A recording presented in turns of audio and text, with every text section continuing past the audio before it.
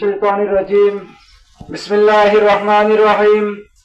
বাংলাদেশ জামায়াত ইসলামী নাজিরপুর উপজেলা শাখা কর্তৃক আয়োজিত 54তম বিজয় র্যালি এবং আলোচনা সভায় উপস্থিত বিশ্ববরেণ্য মুফাসসিরে কোরআন আল্লামা দিলওয়ার হোসেন সাঈদীর যোগ্য উত্তরসূরি আলহাজ মাসুদ সাঈদী, মঞ্চে উপস্থিত আছেন গণমানুষের সংগঠন বাংলাদেশ জামায়াত ইসলামী নাজিরপুর উপজেলার সংগ্রামী আমির জননেতা মাওলানা আব্দুর রাজ্জাক, মঞ্চে উপস্থিত আছেন নাজিরপুর ফাউন্ডেশনের সংগ্রামী চেয়ারম্যান বিশিষ্ট আইনজীবী সাবেক ছাত্রনেতা অ্যাডভোকেট আবু সাঈদ মোল্লা সহ অন্যান্য জামায়াত এবং শিবিরের নেতৃবৃন্দ এবং আমার সামনে উপস্থিত আমার প্রান্তীয় ভাই এবং বন্ধুগণ, সকলকে বিজয় দিবসের শুভেচ্ছা এবং অভিনন্দন।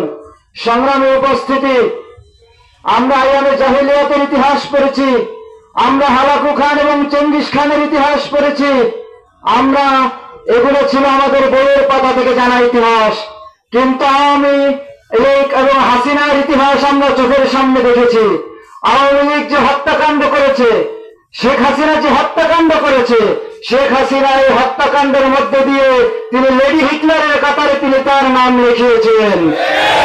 হাসিনা মনে করেছিল আমি পালিয়ে গিয়ে বেঁচে গিয়েছেন, কিন্তু হাসিনা পালিয়ে গিয়ে বেঁচে যান নাই।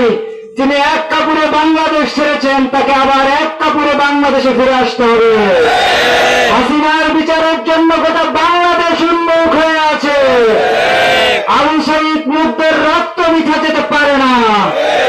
হাসিনা ক্ষমতা আসার পরে আমাদের প্রিয় আল্লামা সাঈদীকে মিথ্যা মামলা দিয়ে ফাঁসির রায় দেওয়া হয়েছিল। আমাদের মাওলানা মতিউর রহমান নিজামী, আমাদের আব্দুল কাদের মোল্লাকে ফাঁসি দিয়ে হত্যা করা হয়েছে।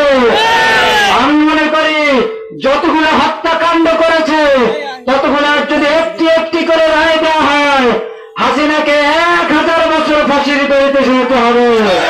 সুতরাং আমি মনে করি যত দ্রুত সম্ভব এই খুনি হাসিনাকে এই দেশে এনে জনসম্মুখে হাসিনার বিচার কার্যকর করতে হবে।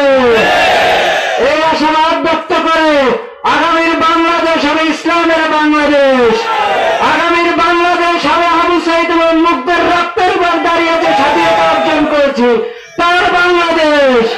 এই আশাবাদ ব্যক্ত করে আমি আমার সংক্ষিপ্ত বক্তব্য শেষ করছি। আল্লাহ হাফেজ। বাংলাদেশ জিন্দাবাদ, ইসলামী ছাত্র শিবির জিন্দাবাদ।